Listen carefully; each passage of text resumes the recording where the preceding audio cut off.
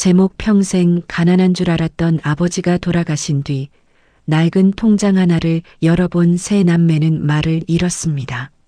아버지, 이제 그만 좀 전화하세요. 큰아들 민석은 짜증 섞인 목소리로 말했습니다. 나도 회사 다니고 애들 키우느라 바빠요. 하루에 몇 번씩 전화하시면 어떻게 합니까? 전화기 너머로 잠시 침묵이 흘렀습니다. 그리고 늙은 아버지의 조용한 목소리가 들려왔습니다. 그래, 미안하다. 별일 없으시면 끊을게요. 민석은 아버지의 대답도 듣지 않고 전화를 끊었습니다. 서울의 한 아파트 거실. 민석은 소파에 앉아 한숨을 쉬었습니다. 옆에 있던 아내가 물었습니다. 또 아버님이야? 응. 이번에는 뭐래? 그냥 밥 먹었냐고. 아내는 피식 웃었습니다. 그걸 물어보려고 전화한 거야? 그러니까. 민석에게 아버지는 늘 답답한 사람이었습니다. 올해 78살인 아버지 김영수. 평생 시장에서 작은 철물점을 운영했습니다. 새벽 5시면 일어나 가게 문을 열었고 밤 9시가 넘어야 집으로 돌아왔습니다. 비가 오든 눈이 오든 쉬는 날은 거의 없었습니다. 하지만 세 남매가 기억하는 아버지는 언제나 가난했습니다. 낡은 작업복, 뒤축이 다른 운동화, 10년 넘게 사용한 휴대전화, 겨울에도 난방비가 아깝다며 전기장판 하나로 생활했습니다. 큰아들 민석은 대기업 부장으로 일하고 있었습니다. 둘째 딸 미영은 작은 식당을 운영했고 막내 아들 준호는 사업을 한다며 몇 번이나 아버지에게 돈을 빌려갔습니다. 하지만 세 남매 중 누구도 아버지를 자주 찾아가지 않았습니다. 명절이나 생일이 되어야 겨우 얼굴을 볼 정도였습니다. 그날 저녁, 아버지는 오래된 시장 골목을 천천히 걸었습니다. 손에는 검은 비닐봉지가 들려 있었습니다. 봉지 안에는 두부 한 모와 콩나물, 그리고 1,000원짜리 막걸리 한 병이 들어 있었습니다. 김 사장, 누군가 아버지를 불렀습니다.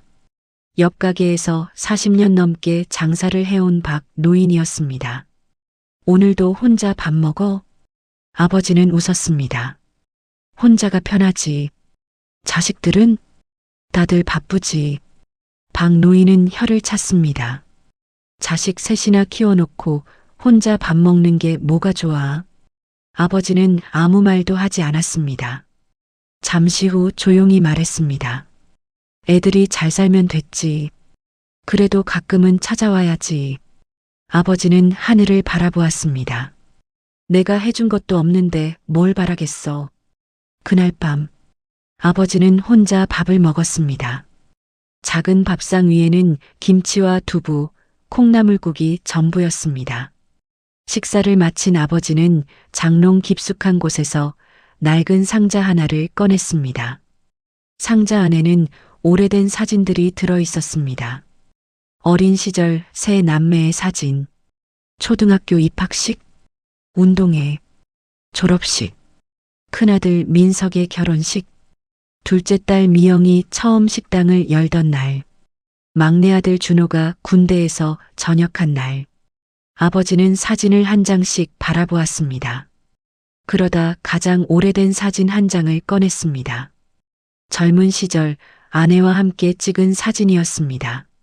아내는 15년 전 세상을 떠났습니다. 여보, 아버지가 혼잣말을 했습니다. 애들이 많이 컸어. 아버지는 사진을 바라보며 웃었습니다. 하지만 눈에는 눈물이 맺혀 있었습니다. 당신이 있었으면 애들이 조금은 더 자주 왔을까? 대답은 없었습니다. 아버지는 사진을 상자에 넣었습니다. 그리고 책상 서랍을 열었습니다. 그 안에는 낡은 통장 하나가 들어 있었습니다. 아버지는 통장을 한참 바라보았습니다. 그러다 조용히 서랍을 닫았습니다. 며칠 뒤, 둘째 딸 미영의 식당에 아버지가 찾아왔습니다. 아버지, 미영은 놀란 표정을 지었습니다. 여기까지 웬일이에요? 지나가는 길이었다. 아버지 집하고 여기하고 버스로 1시간이 넘는데 무슨 지나가는 길이에요? 아버지는 웃었습니다. 그냥 내 얼굴 보고 싶어서 왔다. 미영은 주방을 바라보았습니다. 손님들이 몰려오고 있었습니다.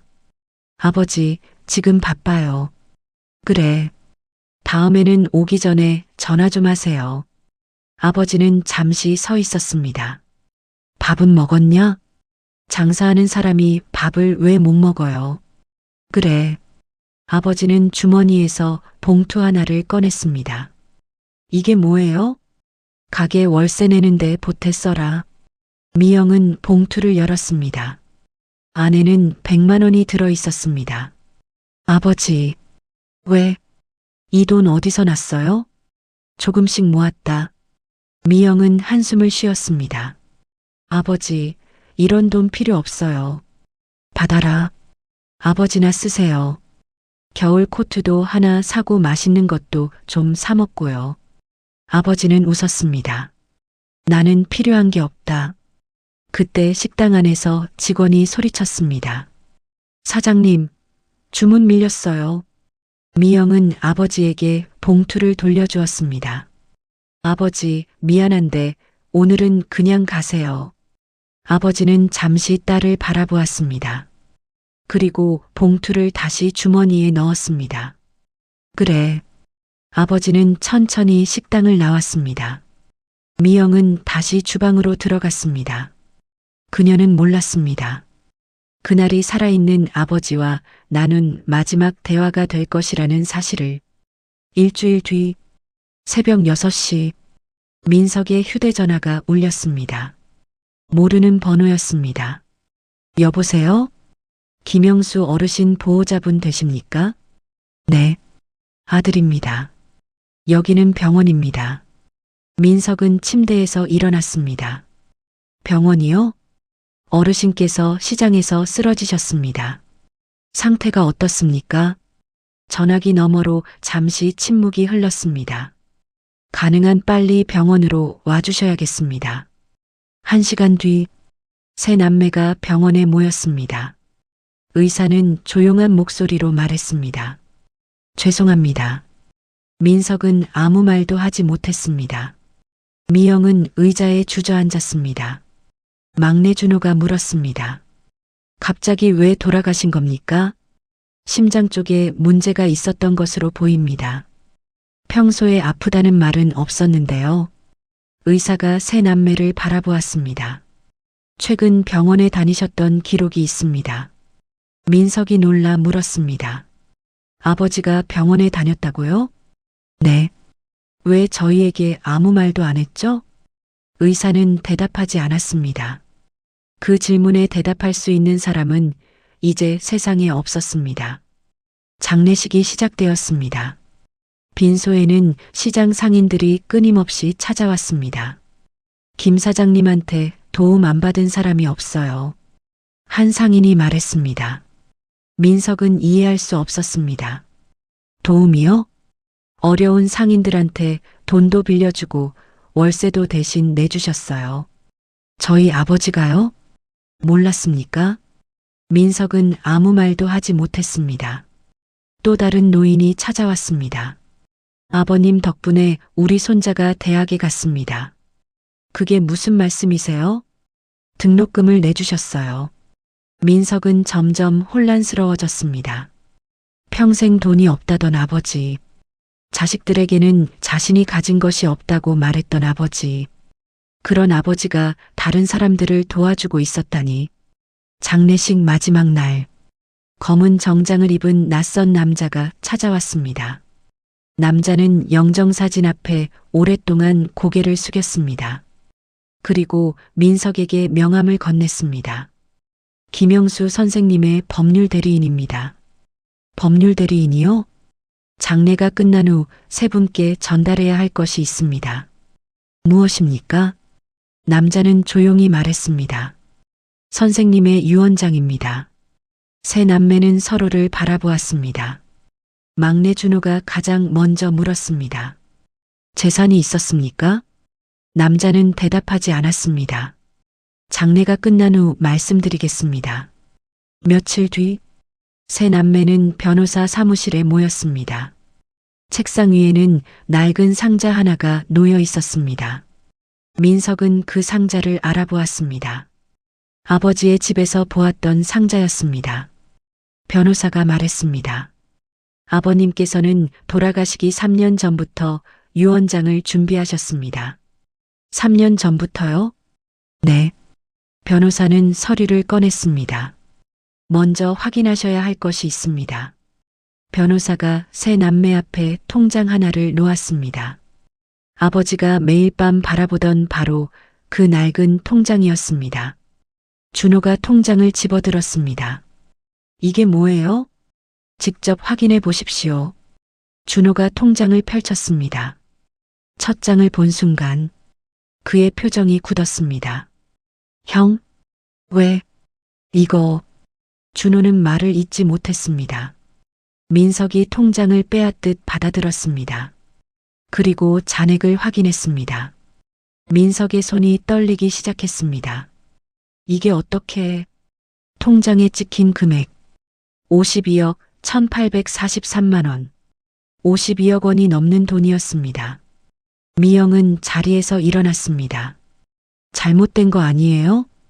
변호사는 고개를 저었습니다. 아닙니다. 우리 아버지가 어떻게 이런 돈을 가지고 있어요? 변호사는 또 다른 서류를 꺼냈습니다. 통장에 있는 돈은 아버님 재산의 일부입니다. 세 남매의 얼굴이 굳었습니다. 일부라고요? 아버님께서는 시장 건물 3채와 상가 건물 2채를 소유하고 계셨습니다. 아무도 말을 하지 못했습니다. 변호사가 마지막 서류를 꺼냈습니다. 현재 확인된 아버님의 전체 재산은 약 186억 원입니다. 준호가 의자에서 벌떡 일어났습니다. 186억이요? 민석의 얼굴이 굳었습니다. 미영은 입을 막았습니다. 평생 가난한 줄 알았던 아버지. 겨울 코트 하나 사지 않던 아버지. 1,000원짜리 막걸리를 마시며 혼자 밥을 먹던 아버지. 그런 아버지가 186억 원의 재산을 가지고 있었다는 사실을 세 남매는 믿을 수 없었습니다. 막내 준호가 물었습니다. 그럼 재산은 어떻게 나누는 겁니까? 변호사는 세 남매를 바라보았습니다. 그리고 조용히 말했습니다. 그 부분 때문에 세 분을 모셨습니다. 변호사는 봉투 3개를 책상 위에 올려놓았습니다. 봉투에는 세 남매의 이름이 적혀 있었습니다. 아버님께서는 세 자녀에게 각각 다른 유언을 남기셨습니다. 준호가 자신의 봉투를 집으려 했습니다. 그러자 변호사가 손으로 막았습니다. 아직 열어보시면 안 됩니다. 왜요? 먼저 아버님이 남긴 영상을 보셔야 합니다. 변호사는 벽에 설치된 화면을 켰습니다. 잠시 후 화면 속에 아버지가 나타났습니다.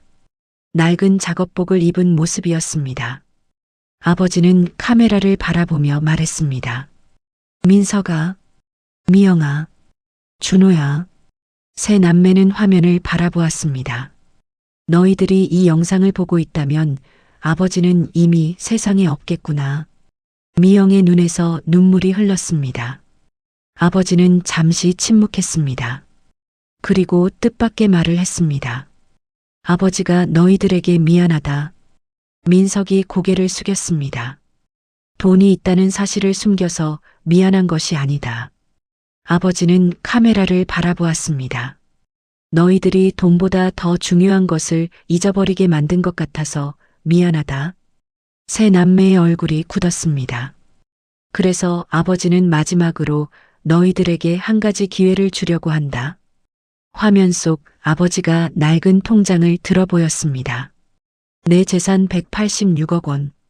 하지만 이 돈을 너희들이 모두 상속받을 수 있는 것은 아니다. 준호가 화면을 뚫어지게 바라보았습니다. 지금부터 너희들은 한 달 동안 아버지가 남긴 3가지 일을 해야 한다. 3사람 모두 성공하면 재산을 똑같이 나누어 주겠다. 하지만 한 사람이라도 실패하면 아버지는 잠시 말을 멈추었습니다. 그리고 믿기 어려운 말을 했습니다. 내 재산 186억 원 전부를 사회에 기부하겠다. 준호가 소리쳤습니다. 뭐라고? 화면 속 아버지는 마지막으로 말했습니다. 그리고 너희들이 해야 할 첫 번째 일은. 영상이 갑자기 멈췄습니다. 변호사가 세 남매 앞에 놓인 봉투를 바라보았습니다. 이제 봉투를 열어보십시오. 세 남매는 떨리는 손으로 봉투를 집었습니다. 그리고 동시에 봉투를 열었습니다. 그 안에는 똑같은 문장이 적혀 있었습니다. 아버지가 죽기 전 마지막으로 찾아갔던 사람을 찾아라. 아래에는 주소 하나가 적혀 있었습니다. 세 남매는 주소를 바라보았습니다. 그곳은 서울에서도 가장 가난한 사람들이 모여 산다는 오래된 달동네였습니다. 민석이 변호사에게 물었습니다. 아버지가 왜 그곳에 갔습니까? 변호사는 고개를 저었습니다. 저도 모릅니다. 준호가 말했습니다. 그 사람을 찾으면 되는 거죠? 그렇습니다. 기간은요? 7일입니다. 변호사는 마지막으로 한마디를 덧붙였습니다. 하지만 한 가지 알아두셔야 합니다. 세 남매가 변호사를 바라보았습니다. 아버님이 마지막으로 만난 사람이 누구인지 알게 되는 순간 변호사는 잠시 말을 멈추었습니다. 세 분은 아버님이 평생 숨겨온 진짜 비밀을 알게 될 겁니다. 그날 오후 세 남매는 아버지가 남긴 주소를 찾아갔습니다. 좁은 골목, 낡은 집들, 언덕 끝에 작은 집 한 채가 있었습니다. 민석이 문을 두드렸습니다. 똑똑똑. 잠시 후 문이 열렸습니다. 백발의 할머니 한 명이 서 있었습니다. 할머니는 세 남매를 바라보았습니다. 그리고 민석의 얼굴을 보는 순간 눈물을 흘렸습니다. 영수 씨 아들이구나. 민석은 놀랐습니다. 저희 아버지를 아십니까? 할머니는 고개를 끄덕였습니다. 50년 동안 기다렸단다. 무엇을요? 할머니는 세 남매를 집 안으로 들어오게 했습니다. 그리고 오래된 서랍에서 사진 한 장을 꺼냈습니다. 사진 속에는 젊은 시절의 아버지와 한 여인이 서 있었습니다. 하지만 그 여인은 세 남매의 어머니가 아니었습니다. 사진 뒤에는 짧은 글이 적혀 있었습니다. 영수와 순자 그리고 우리가 평생 지켜야 할 약속. 민석이 물었습니다. 이게 무슨 뜻입니까? 할머니는 눈물을 닦았습니다. 그리고 말했습니다. 너희 아버지가 186억 원을 모은 진짜 이유를 알고 싶니? 세 남매는 아무 말도 하지 못했습니다. 할머니가 떨리는 목소리로 말했습니다. 그 돈은 처음부터 너희 아버지의 돈이 아니었단다. 순간 세 남매의 얼굴이 굳었습니다. 그리고 할머니는 50년 동안 누구에게도 말하지 않았던 아버지의 비밀을 이야기하기 시작했습니다. 그 비밀을 듣는 순간 세 남매는 자신들이 알고 있던 아버지의 인생이 모두 거짓이었다는 사실을 깨닫게 되었습니다. 그리고 186억 원보다 훨씬 더 놀라운 것이 기다리고 있었습니다. 186억 원보다 더 소중했던 아버지의 마지막 유산. 할머니는 떨리는 손으로 사진을 내려놓았습니다. 세 남매는 아무 말도 하지 못했습니다. 그 돈이 아버지 돈이 아니라니요? 민석이 물었습니다. 할머니는 창밖을 바라보았습니다. 지금으로부터 50년 전 일이란다. 할머니의 이름은 이순자였습니다. 25살이던 영수와 순자는 같은 시장에서 장사를 했습니다. 영수는 작은 철물점에서 일했고 순자는 어머니를 도와 국밥집을 운영했습니다. 두 사람은 가난했습니다. 하지만 누구보다 열심히 살았습니다. 그러던 어느 날이었습니다. 시장에 큰 불이 났습니다. 한밤중에 시작된 불은 순식간에 시장 전체로 번졌습니다. 상인들은 평생 모은 재산을 잃었습니다. 가게가 불타고 사람들이 다쳤습니다. 그날 영수는 불길 속으로 뛰어들었습니다. 사람들을 구하기 위해서였습니다. 영수 씨는 그날 7명을 구했단다. 할머니가 말했습니다. 7명이나요? 미영이 놀라 물었습니다. 그래. 그런데 아버지는 왜 우리한테 아무 말도 안 했죠? 할머니는 쓸쓸하게 웃었습니다. 너희 아버지는 원래 그런 사람이었어. 시장 화재가 일어난 뒤 상인들은 모든 것을 잃었습니다. 그때 한 노인이 영수를 찾아왔습니다. 평생 시장에서 토목점을 운영했던 사람이었습니다. 노인에게는 가족이 없었습니다. 그리고 자신의 목숨을 구해준 영수에게 작은 건물 한 채를 남겼습니다. 그 건물이 186억 원의 시작이었단다. 세 남매는 서로를 바라보았습니다. 영수는 건물을 팔지 않았습니다. 임대료를 모았습니다. 그리고 시장에서 어려움을 겪는 사람들을 도왔습니다. 남은 돈으로 작은 상가를 샀습니다. 세월이 흘렀습니다. 도시가 개발되면서 건물 가격이 올랐습니다. 영수는 또 다른 건물을 샀습니다.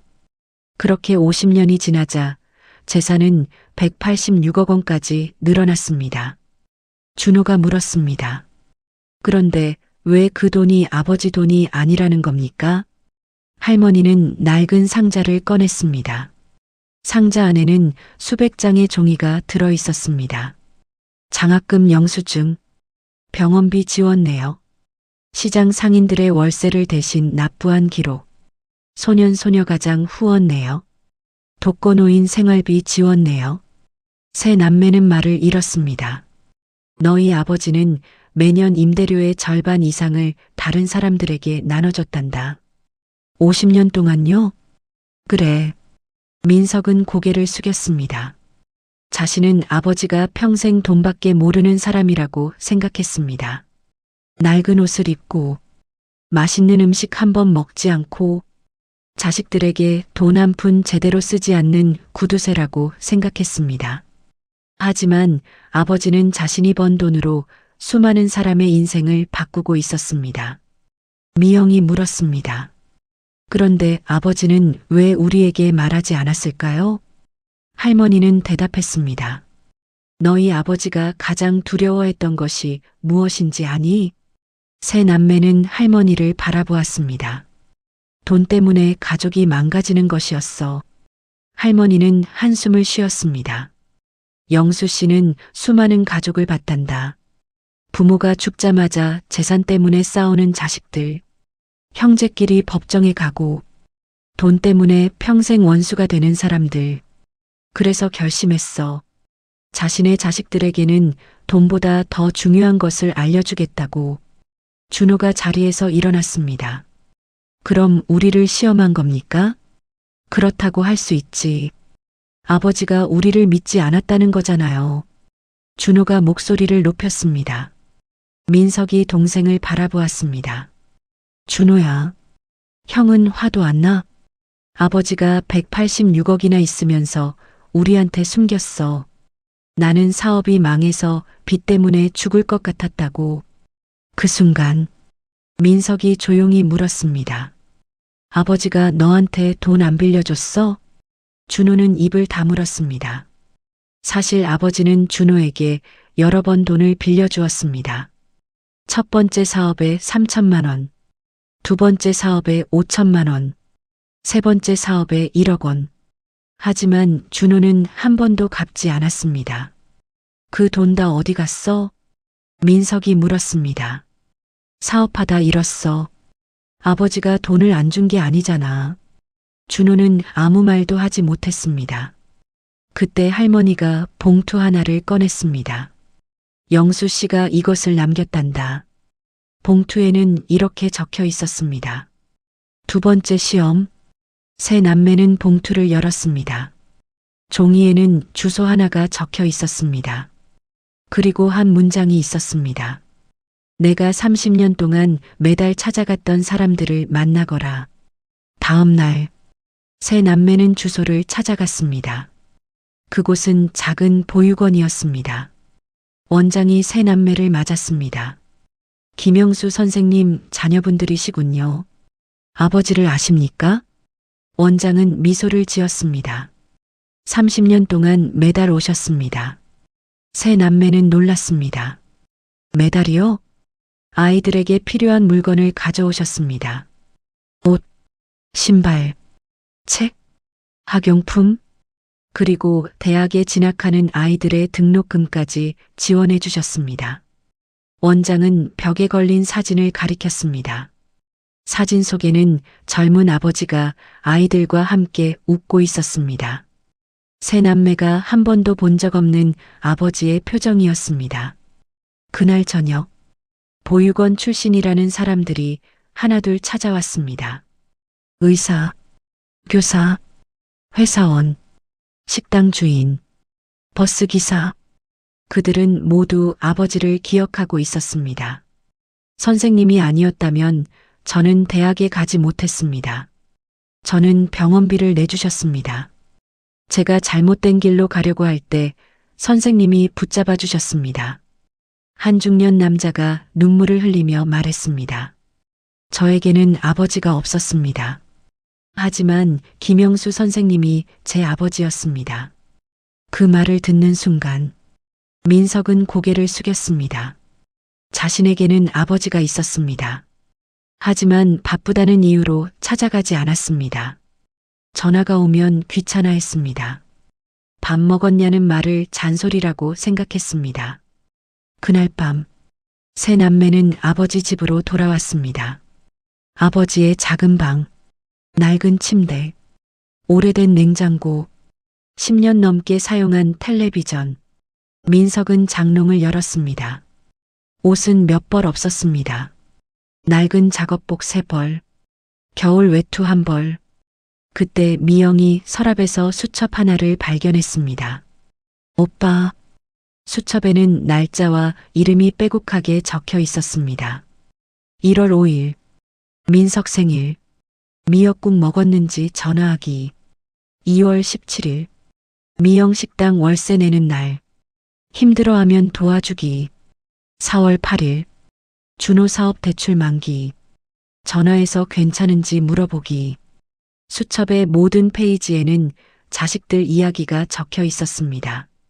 그리고 마지막 장, 세 남매는 그 문장을 읽었습니다. 내가 죽은 뒤에도 아이들이 서로 의지하며 살았으면 좋겠다. 미영이 울기 시작했습니다. 아버지한테 마지막으로 한 말이, 그녀는 말을 잊지 못했습니다. 오늘은 그냥 가세요.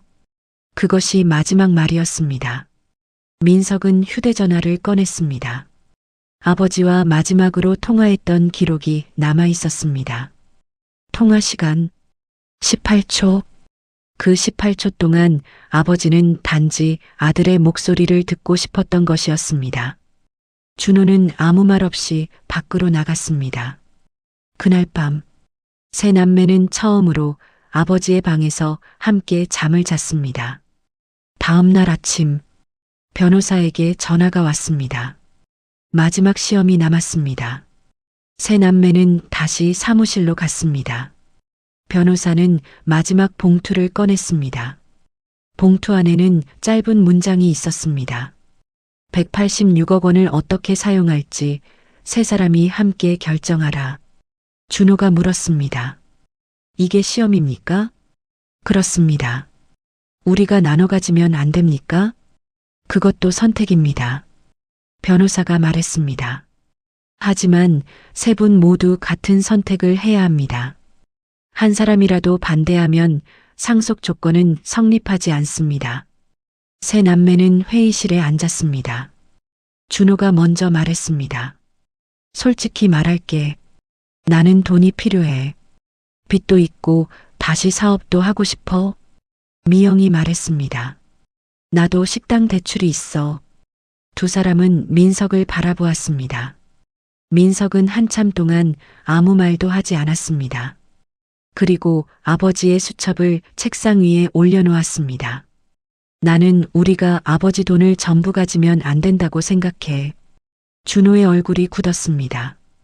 형, 아버지가 평생 지키려고 했던 일이 있어. 그 일을 우리가 이어가야 해.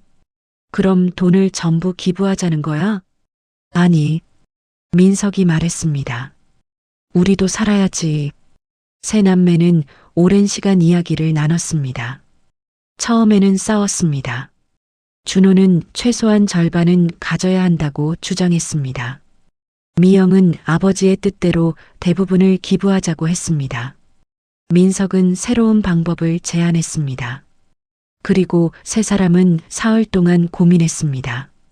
마침내 세 남매는 변호사를 찾아갔습니다. 결정했습니다. 어떻게 하시겠습니까? 민석이 서류를 내밀었습니다. 186억 원 가운데 150억 원. 아버지 이름으로 재단을 만들기로 했습니다. 형편이 어려운 노인들, 부모가 없는 아이들, 폐업 위기에 놓인 시장 상인들, 치료비가 없어 병원에 가지 못하는 사람들을 돕기로 했습니다. 남은 36억 원. 세 남매가 12억 원씩 상속받기로 했습니다. 변호사가 물었습니다. 세 분 모두 동의하셨습니까? 네. 준호가 말했습니다. 저도 동의했습니다. 변호사는 미소를 지었습니다. 그리고 서랍에서 편지 한 장을 꺼냈습니다. 아버님이 마지막으로 남긴 편지입니다. 민석이 편지를 펼쳤습니다. 사랑하는 내 아이들에게, 아버지는 너희들에게 많은 돈을 남겨주는 것이 좋은 부모라고 생각하지 않았다. 돈은 사람을 편하게 해주지만 때로는 사람의 마음을 망가뜨리기도 한다. 그래서 아버지는 너희들이 돈을 가지기 전에 서로를 가지길 바랐다. 세 남매는 조용히 편지를 읽었습니다. 민석아, 너는 장남이라는 이유로 평생 책임을 지고 살았다. 힘들 때는 동생들에게 기대도 된다. 민석의 눈에서 눈물이 흘렀습니다. 미영아, 아버지가 내 식당에 찾아갔던 날 바쁜 너를 이해했다. 그러니 미안해하지 마라. 미영은 편지를 붙잡고 울었습니다. 준호야, 몇 번 실패했다고 내 인생이 실패한 것은 아니다. 다시 시작하면 된다. 준호는 고개를 숙였습니다. 마지막 문장이 남아 있었습니다. 그리고 세 사람 모두 기억해라. 아버지가 남긴 가장 큰 재산은 186억 원이 아니다. 서로 힘들 때 찾아갈 수 있는 형제와 가족이다. 아버지는 너희들을 많이 사랑했다. 단 한 번도 말하지 못해서 미안하다. 세 남매는 한동안 아무 말도 하지 못했습니다. 1년 뒤 시장 입구에 작은 건물이 하나 들어섰습니다. 건물 앞에는 이런 간판이 걸려 있었습니다. 김영수 희망재단. 아버지의 재산으로 만든 재단이었습니다. 민석은 회사를 그만두지 않았습니다.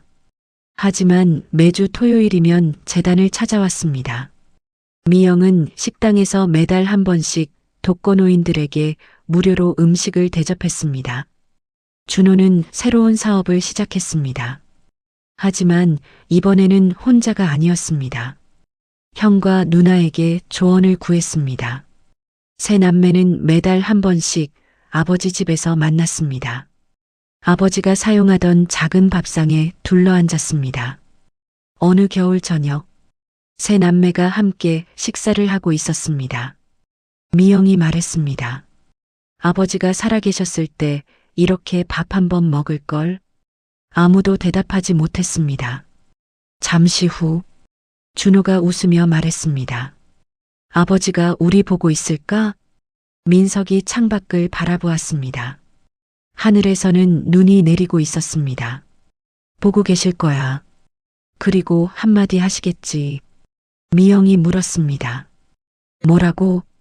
민석은 아버지의 말투를 흉내냈습니다. 밥은 먹었냐? 세 사람은 웃었습니다. 하지만 눈에는 눈물이 맺혀 있었습니다. 그날 밤, 민석은 아버지의 낡은 휴대전화를 켰습니다. 저장된 연락처는 많지 않았습니다. 하지만 문자 보관함에는 보내지 못한 메시지 하나가 남아 있었습니다. 수신이는 큰아들 민석. 아들아, 오늘 전화해서 미안하다. 별일은 없었다. 그냥 내 목소리가 듣고 싶었다. 밥 잘 챙겨 먹어라. 민석은 한참 동안 휴대전화를 바라보았습니다. 그리고 처음으로 큰 소리로 울었습니다. 우리는 부모님이 언제나 그 자리에 있을 거라고 생각합니다. 다음에 전화하면 된다고 생각합니다. 다음에 찾아가면 된다고 생각합니다. 조금 덜 바쁠 때, 조금 더 여유가 생길 때, 그때 잘해드리면 된다고 생각합니다. 하지만 부모님에게 우리가 미루고 있는 다음이 남아있지 않을 수도 있습니다.